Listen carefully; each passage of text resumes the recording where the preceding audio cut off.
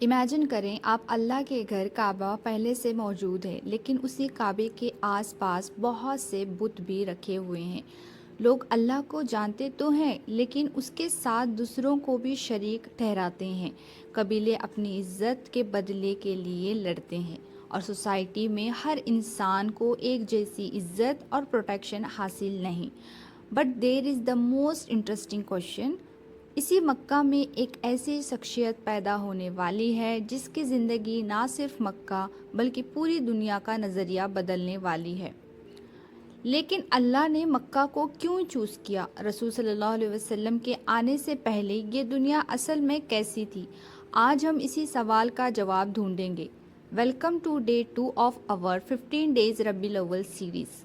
السلام علیکم everyone, welcome back to my channel. کل ڈے 1 میں ہم نے ڈسکس کیا تھا کہ ربیع الاول کو صرف ایک منتھ کی طرح نہیں بلکہ رسول صلی اللہ علیہ وسلم کو سیرت سمجھنے کی موقع کی طرح دیکھیں، اور کل ہم نے ایک سوال پر اینڈ بھی کیا تھا کہ رسول صلی اللہ علیہ وسلم کی ولادت سے پہلے مکہ کیسا تھا۔ تو آج ہم وہیں سے اپنی جرنی کنٹینیو کریں گے۔ آج صرف ہسٹری نہیں سنیں گے، میں چاہتی ہوں کہ آپ اس زمانے کو ویژولائز کریں، کیونکہ جب ہم اس وقت کا ماحول سمجھیں گے تو رسول صلی اللہ علیہ وسلم کی سیرت اور بھی میننگ فل لگے گی۔ So let's go back in time. سب سے پہلے بات کرتے ہیں کعبے کی۔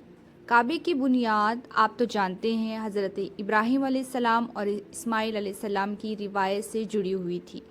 ابراہیم علیہ السلام اور اسماعیل علیہ السلام نے اللہ کے حکم سے کعبے کی بنیاد بلند کی۔ کعبے کا اصل مقصد تھا اللہ کی عبادت اور توحید، یعنی صرف اللہ کو معبود ماننا۔ لیکن وقت گزرتا گیا، نسلیں بدلتی گئی اور لوگوں کا عقیدہ اور تبدیلی میں آنے لگی۔ کعبے کے آس پاس بہت سے بت موجود تھے۔ یہاں ایک امپورٹنٹ پوائنٹ سمجھنا ضروری ہے۔ مشرکین اللہ کو بالکل نہیں جانتے تھے، ایسا نہیں تھا۔ قرآن ہمیں بتاتے ہیں کہ جب ان سے پوچھا جاتا تھا کہ آسمانوں اور زمین کا مالک کون ہے تو وہ اللہ کا نام لیتے تھے، لیکن ان کا مسئلہ یہ تھا کہ اللہ کے ساتھ دوسروں کو بھی عبادت میں شریک کرتے تھے۔ اور پھر اسلام کا پیغام آیا، لا الہ الا اللہ، اللہ کے سوا کوئی معبود نہیں۔ اب ذرا اس وقت کی سوسائٹی کو سمجھتے ہیں۔ عرب سوسائٹی میں قبیلے بہت امپورٹنٹ تھے۔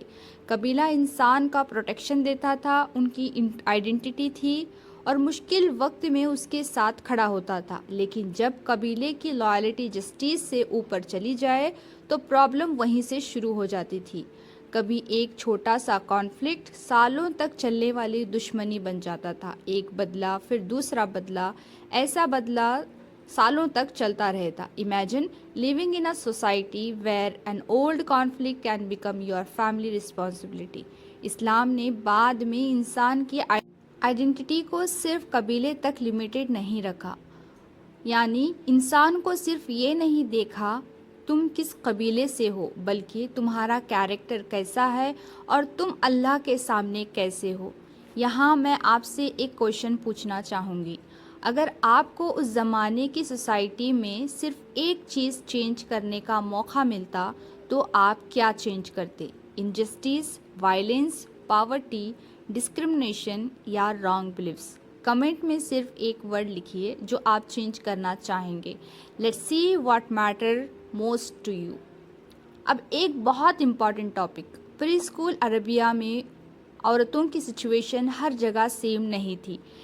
عورتوں پر بہت زیادہ ذہنی اور فزیکل ظلم ہوتا تھا۔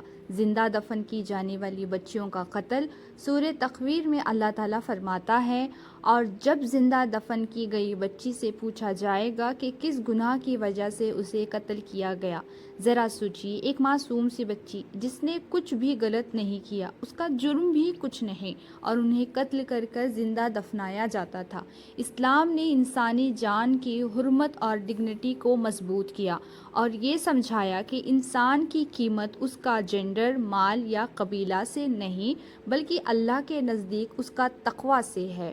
لیکن یہاں ایک بیلنس والی بات سمجھنا ضروری ہے۔ جاہلیت کا مطلب یہ نہیں کہ عرب سوسائٹی میں ہر چیز بری تھی۔ مہمان نوازی، بہادری، اپنے وعدے کو امپورٹنس دینا، عرب پوئٹری اور لینگویج میں ان کا مارکیبل لیول تھا۔ And this is important. اسلام نے اچھی کوالٹیز کو ختم نہیں کیا بلکہ انہیں گائیڈنس دی۔ جنروسٹی کو چیریٹی اور رسپانسبلٹیز کے ساتھ جوڑا، اسٹرینتھ کو جسٹس کے ساتھ۔ یعنی اسلام نے صرف بلیفس نہیں بدلے، it transferred values and characters. اب آتے ہیں سب سے انٹرسٹنگ سوال پر، مکہ ہی کیوں؟ دیکھیے، اللہ کی پوری حکمت کو ہم بالکل نہیں جان سکتے، لیکن ہم اتنا تو سمجھ سکتے ہیں کہ مکہ کعبہ کی وجہ سے پہلے سے ہی امپورٹنٹ ریلیجنس کا سینٹر تھا۔ مختلف قبیلے کعبہ سے کنیکٹ تھے، لوگ یہاں آتے تھے، بزنس ہوتی تھی، مختلف لوگوں علاقوں سے لوگ یہاں پر ملتے تھے، اور کعبہ کو کنیکشن ابراہیم علیہ السلام کی توحید والی لیگسی سے تھا۔ ایک طرف ابراہیم علیہ السلام کی لیگسی، دوسری طرف اسی جگہ پر شرک کا انفلوئنس۔ پھر رسول صلی اللہ علیہ وسلم آئے اور ان کا پیغام تھا اللہ کو ایک مانو، یعنی مکہ کی سٹوری کو سمجھنا سیرت کو سمجھنے کا ایک امپورٹنٹ پارٹ ہے۔ اب آج کی بات کو اپنی لائف سے کنیکٹ کرتے ہیں۔ سیرت ہمیں صرف یہ نہیں بتاتی کہ پہلے کیسے لوگ تھے، سیرت ہم سے ایک کوشچن پوچھتی ہے کہ مجھے صبر کا مطلب پتہ ہے یا نہیں، لیکن کیا میں مشکل وقت میں صبر کر پاؤں گی یا نہیں؟ کیا مجھے معافی کا امپورٹنس پتہ ہے، لیکن کیا میں کسی کو دل سے معاف کر پاؤں گی؟ دس از ویئر سیرت بیکمز اے مرر۔ ہم دوسروں کی مسٹیکس ظاہری طور پر دیکھ لیتے ہیں، اپنے کیریکٹر کو بھی چیک کر سکتے ہیں، لیکن نہیں کر پاتے، اور شاید اسی لیے سیرت کو بار بار پڑھنا ضروری ہے۔ تو آج ہم نے دیکھا کہ رسول صلی اللہ علیہ وسلم کی ولادت سے پہلے مکہ کیسا تھا، کعبہ کیسا تھا، لیکن کعبہ تو تھا لیکن شرک بھی تھا، قبیلے تھے لیکن کانفلکٹ بھی تھے، اور گڈ کوالٹیز بھی تھی لیکن سوشل پرابلمس بھی تھے، اور اسی دنیا میں ایک ایسی شخصیت دنیا میں آنے والی تھی جو انسانیت کو ایک نیا میسج دینے والی تھی۔ لیکن اب تک ہم نے رسول صلی اللہ علیہ وسلم کو صرف دور سے دیکھا ہے۔ اب پارٹ 3 میں ہم کہانی کو اور قریب لائیں گے۔ اب سوال مکہ کا نہیں، ایک بچے کا بھی ہے۔ رسول صلی اللہ علیہ وسلم کے والد کون تھے اور والدہ کون تھی، اور ان کا خاندان کیسا تھا، اور ان کی ولادت سے پہلے ان کی فیملی کے ساتھ کیا ہوا، اور سب سے امپورٹنٹ چیز رسول صلی اللہ علیہ وسلم کی ولادت کے آس پاس مکہ میں کیا ہوا تھا۔ کل ہم اس سوالوں کا جواب ڈھونڈیں گے۔ اگر آپ کو ڈے 3 مس نہیں کرنا چاہتے تو کمنٹ میں ضرور لکھیے ڈے 3۔